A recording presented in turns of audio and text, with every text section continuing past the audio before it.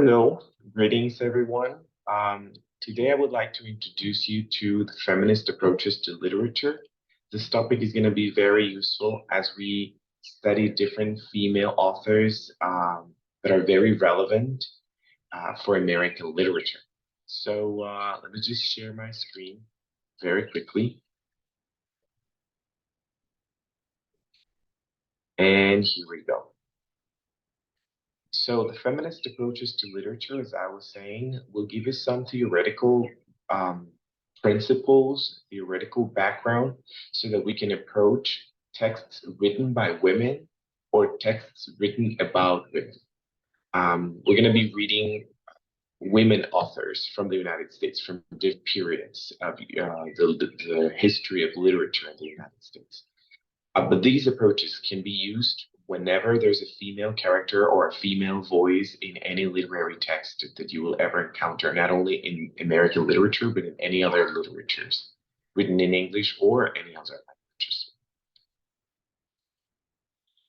So first, let's define feminism very quickly. It was a movement that started, became very strong in the middle of the 20th century, even though there were feminists before this period, they wouldn't call themselves feminists. And today we consider them proto-feminists, if you want. But it was the middle of the 20th century that the feminism started as a movement, as a social movement, and also as a formal approach to literature. Mainly, feminism opposes patriarchy and what is the imposition of structures of power that positions men above women. That's pretty much what patriarchy means. Another purpose was to create awareness and to bring women and the role of women in society to the upfront, not only in society, but in literature and the arts, and politics, et cetera, just to raise the level of women to a more egalitarian status uh, in the canvas of society. And in the end, this, of course, was supposed to provoke an important change in social order, and it has actually been doing precisely that. So patriarchy, let me go a little further. It's a social system in which men are in the dominant power position. I think we all understand that. So male values and priorities are positioned above um, female values and priorities, especially when they are different, right? So it is what men want, what men value, what men consider of importance and of value is what is considered of importance and of value for society at large. So the male perspective becomes the universal perspective in the patriarchal social system. And men are assumed to be superior to women. That was considered the natural order. It still is in many societies and cultures around the world, but it used to be like that in Western culture as well. And this is what feminism comes to fight and still fights. So men were considered to be simply better, more intelligent, more capable, simply because they were stronger and had a larger exposition to problem solving situations, creative environments. Men were more exposed to those environments, so they acquired more power in a much better position than women. So this was interpreted as men being better and being superior to women, just for the fact that they were men. Here we need to make a difference between what is sex and gender according to feminist approaches. And sex is considered the innate biological condition of a human being as being male or female, whereas gender is more like a social construct, femininity and masculinity. So when we talk about sex, we talk about the difference between male and female biologically. And when we talk about gender, we consider the differences between feminine and masculine, more social and cultural construct. Now, when we talk about feminist literary criticism, there's a basic gender is the fundamental issue in life and in literature. That means that anything that we experience, anything that we read in literature, and anything that we experience in life is gendered. That means it's influenced by gender perspectives. the fact that we are men or women or feminine or masculine um, influences the way we read literature, the way we interpret it, and it influences authors in the way they write their stories and whatever information they're presenting. So gender is always going to be present, according to feminist literary criticism, not only in literature, but in so to examine literature from this point of view, what we do is we acknowledge gender difference. Um, we see literature, we see characters, we see the events, we see the ideologies behind the literary text from the point of view of gender, acknowledging the fact that there are women and there are men, that there are feminine characters and masculine characters, and how they see the world, they perceive the world, also affects how we as readers should be interpreting um, their stories and their realities, their messages. Another thing we do is that we identify patriarchal norms in the literature. Where is patriarchy in action? In the events that we read or the images that we perceive in the poem and the themes and the topics that are being discussed.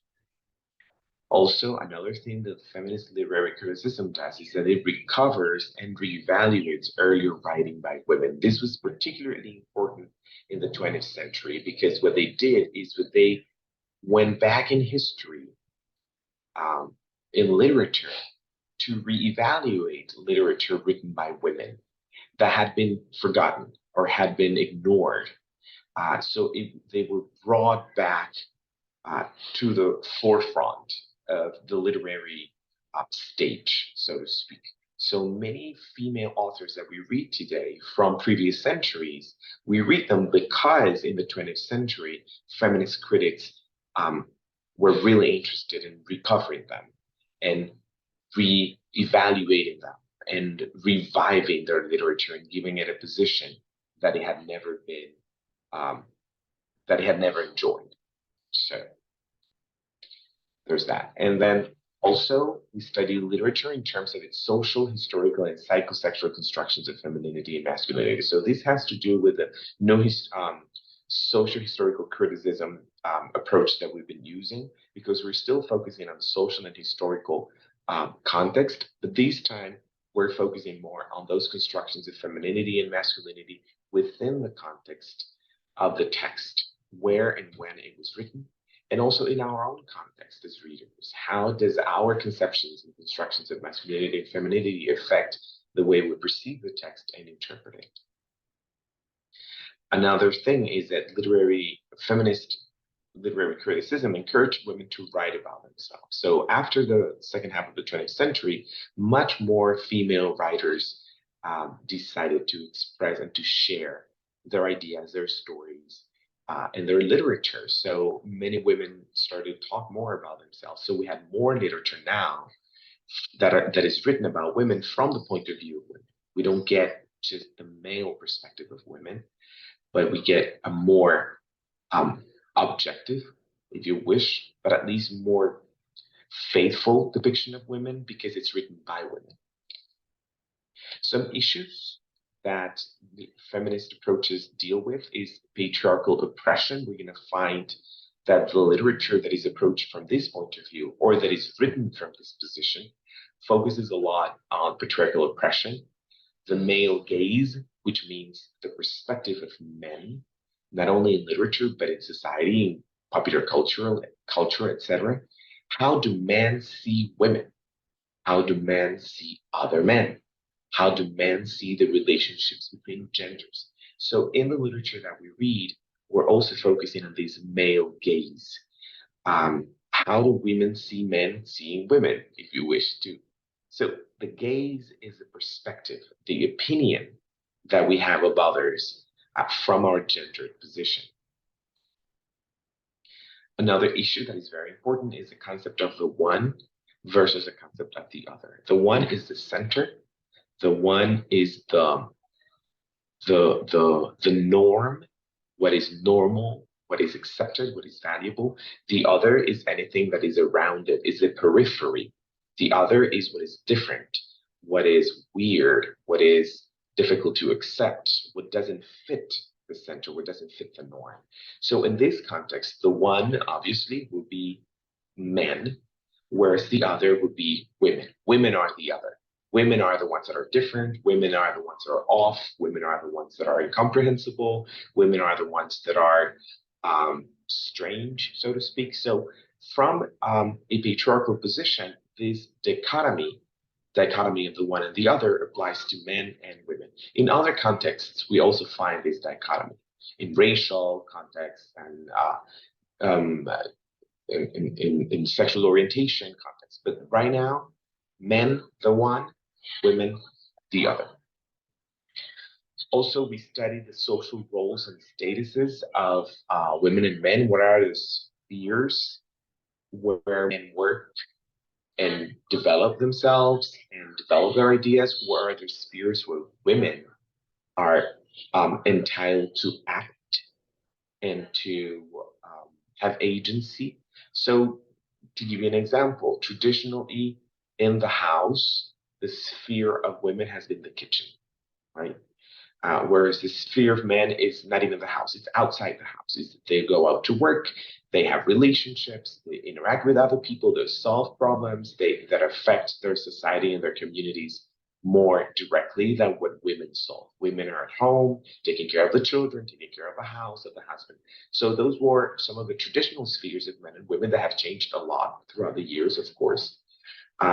But even today, if you think of traditional families, usually who cooks? The mom cooks in the kitchen. And whenever the dad cooks, he does it outside, like for the barbecue, right? Um, and it's not done in the kitchen, it's done outside.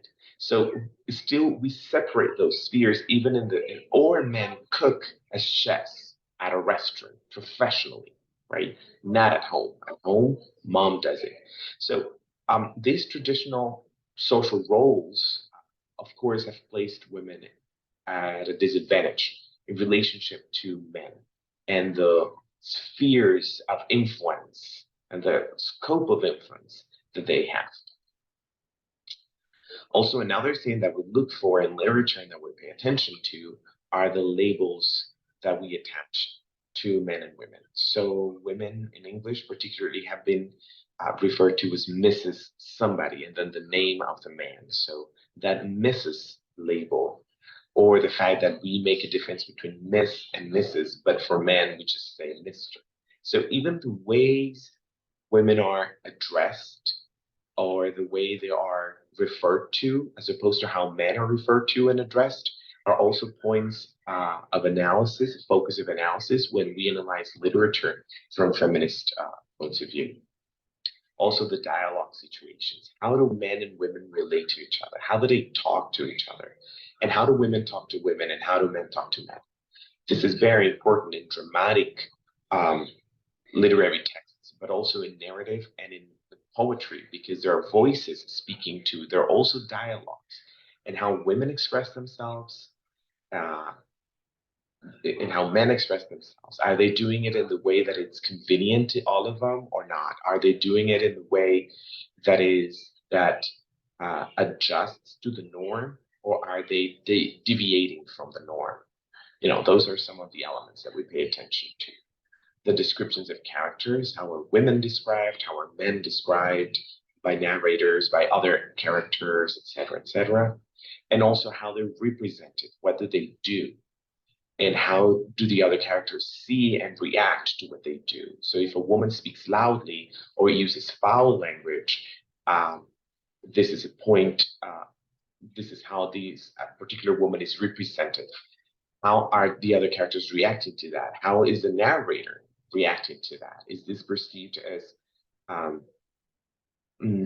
as normal, or is this perceived as something that is regrettable or frowned upon? So characters are represented in different ways. So we look at how they're represented in terms of their gender and their gender roles. Now, some traditional stereotypes that are present in literature and that are very relevant are these: the angel and the lily. So we have on the one extreme of the spectrum, the angel, who is an idealized version of women, the woman that is quiet, well behaved, stays at home, uh, does her duty. That's the angel, right? It's also called the lily, the small white flower. It's called the lily. It's another image that is used to represent this type of woman. Whereas on the other end of this spectrum, we have the woman that rebels, the woman that does not conform to the norms, that acts on her own accord, that does not fit the stereotypes, does not fit and does not do what is expected of her. Traditionally, this woman was perceived as the demon, as opposed to the angel, or the rose, as opposed to the lily, the rose being a symbol of passion and sexual um, flourishing. It's the opposite of the white tender lily. This is a demonized version of what women, and this is important because we're going to see that in literature all throughout, even today. Women who behave the way they're expected, they're the angel, the lily. Women who behave the way they're not expected to behave, they are the demon then, or the rose. Developing the concept of the angel a little bit, we have on the one hand the angel in the house, whereas on the other hand, the mad woman in the attic, the woman that did not conform to the norm, was considered to be mad, mentally unstable, and she was to be relegated to the attic or to a mental institution. This is an image, right? It's an archetype that appears in literature, not exactly with this description, but we can see the dichotomy in literature a lot. You were a woman, if you were a woman who behaved correctly, you were the angel and you were allowed to stay in the house. But if you did not behave correctly, you were deemed mentally unstable and you were to be relegated somewhere else. You wouldn't be in the house. You would be up in the attic where nobody can see you or hear you and they can just forget about you. So we ask ourselves this question when we're reading literature. How are these representations of women either perpetuated or challenged in literature? Because sometimes we see the characters adjusting to these dichotomy, or sometimes they're challenging the dichotomy and finding other positions of women that are not just these two extremes. Okay, very quickly, we have experienced development in the phases of women's position in literature and in the arts. First was the feminine position, where women were just doing what women were supposed to do. Then the feminist, which was complete opposition to patriarchy, right, and a very aggressive stand against patriarchy. And then the female, which now we find literature and women writing more from their own femaleness, from their own positions, women, their own experiences, their own minds, their own bodies, right? So they're doing it differently. And finally, two concepts that I would like to clarify. One is oppression, which is when women are forced to act or stop acting in a certain way from external forces, called them patriarchy, society, culture, whatever. And repression on the on the other hand, is when women do not allow themselves to express themselves freely or to act freely as they would feel more comfortable doing so. So they repress themselves. Repression is from the inside. Of course, they're very commonly linked, right? Because the oppression from the outside sometimes develops into an internal kind of oppression that we call repression. So they're linked. Gender criticism, as we call it today, is a new form of female or a feminist approach to literature that focuses a lot on the image of the female body. So now women are writing from using their own language uh, and writing from the body. So they use a lot of images. If you remember Maya Angelou's poem, the one that we read at the beginning of the semester, which called "I know that I walk like I got diamonds at the meeting of my thighs." She's obviously referring to her body, to her vagina, and using the image as an image of power. This is an example of gender criticism. Women using language in their own way and using a lot of images from their own body to kind of empower themselves. Uh, Also, there's a concept called écriture féminine or feminine writing that simply explains that the way women write is different from the way men write. And the way women have been described throughout history is not accurate enough because it's been the way men have described them.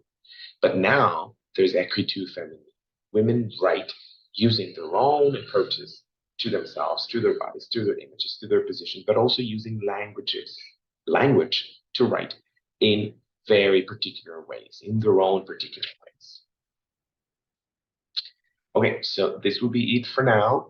And I hope this helps. And we're going to be using and reusing these concepts as we talk about um, literature written by women in the American context. Okay, thank you.